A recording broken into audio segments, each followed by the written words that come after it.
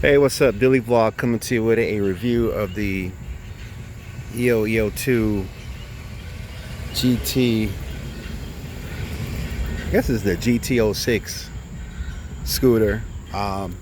Real life review, no frills. I'm just gonna go off the heart with this one. So, I guess the pattern is whenever I was watching a lot of videos about electric scooters, and there's a couple patterns I see.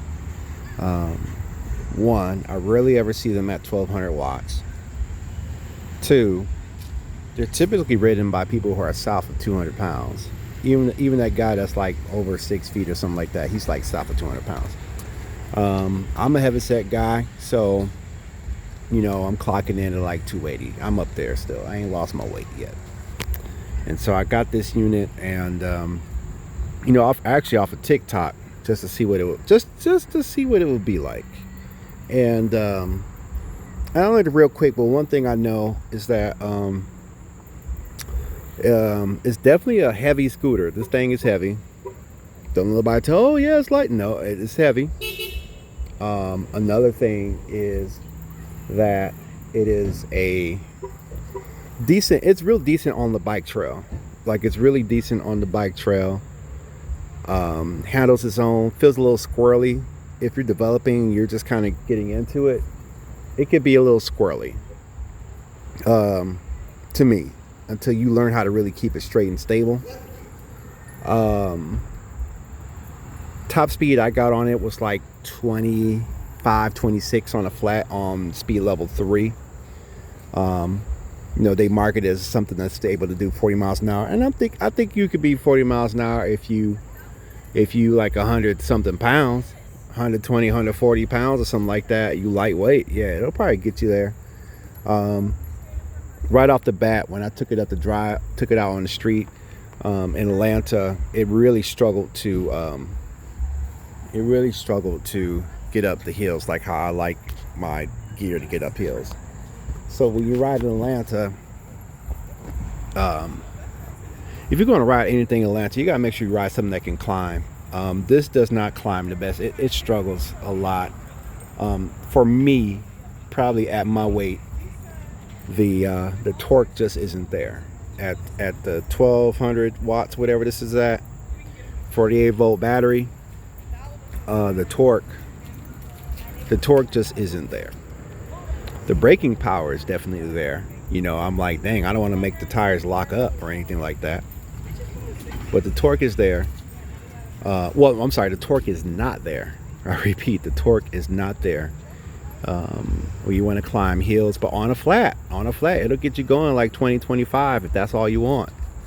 And that's a good speed. I don't know, for me, riding the scooter, I think it's cool when the scooter's low to the ground, and they say, oh, well, if you run out of power, you could just scoot this thing. Ain't no way you're gonna scoot this thing with your foot. Look at the baseboard right there. From that to the ground, that's almost a foot off the ground. That's about a foot off the ground. You're not scooting this thing. You gotta really squat real low, lunge really low to scoot this thing. That's not happening. But it's okay. It's okay. It's not great. It's okay. It's a great entry for me to experience for myself what this is. But I'm definitely not going to keep this one. I'm sending this one back solely because it doesn't serve my needs. And if I want to go, and I was looking to have a way to kind of cruise on bike trails without having to put a whole e-bike on a bike rack on a car, because I could fit this in the back seat of my car. But I really was just curious and wanted to try something new. But at the end of the day, I don't think this is for me, probably because I'm probably too heavy for it. I'm curious about how the two-wheel drive scooters are. They have a lot more. They have higher rated batteries, higher rated wattage, and probably has more pulling power. But I really don't want to go fast on these.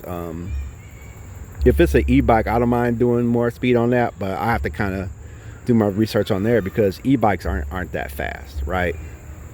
So I have to kind of pay attention to that. But as for now, I don't think I'm doing too much climbing on this one.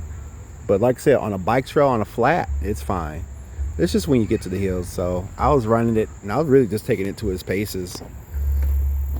So I got 19 miles. Okay, that ain't bad. And I still got 46.9 volts. I thought we were supposed to stop at 48 volts, but I just kept going because it read that one. I thought that a full charge was 54 volts because it was a 48 volt battery, and I was doing the math. But I guess they had different things in mind. So it still rides, but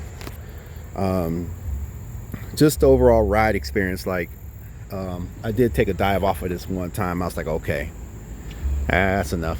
So but it's great for the trails, but I think that if you're going to try to have a scooter in Atlanta, you got to have something that's got some horsepower behind it, that can support someone over 200 pounds, or at least 200 pounds.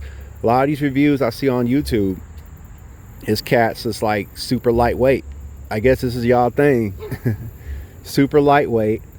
100. I mean, the height ain't nothing. That might add your weight resistance, but your wind resistance, but the height ain't nothing. It's your weight. And you know, I can clock these guys in. I'm looking at these guys got to be at least 100 and some change, like really lightweight guys, not big guys. And I understand that, and that's cool. Which makes me think that maybe an e-bike is better. Moped is no problem. Y'all see my videos on moped. That chews up the city. It's just not the best quality ride, but it will climb. It will climb. This one, it struggles, and I think it's probably because of my weight, and it's one motor, and it's like a 1200 watt motor, so it's not the fastest unit, but it's okay. But like I said, this one is okay. Just not great for me. But if you're like south of 200 pounds or something like that, your experience might be different. But if you're a big guy like me and you're trying to do something different, I think it's just better to get a two-wheel drive e-bike and ride that around with a bigger saddle and just keep it moving, or get a two-wheel drive scooter. But as for me, it's okay, it's not great, and I'm going to send this one back. So I hope this helps somebody in their research.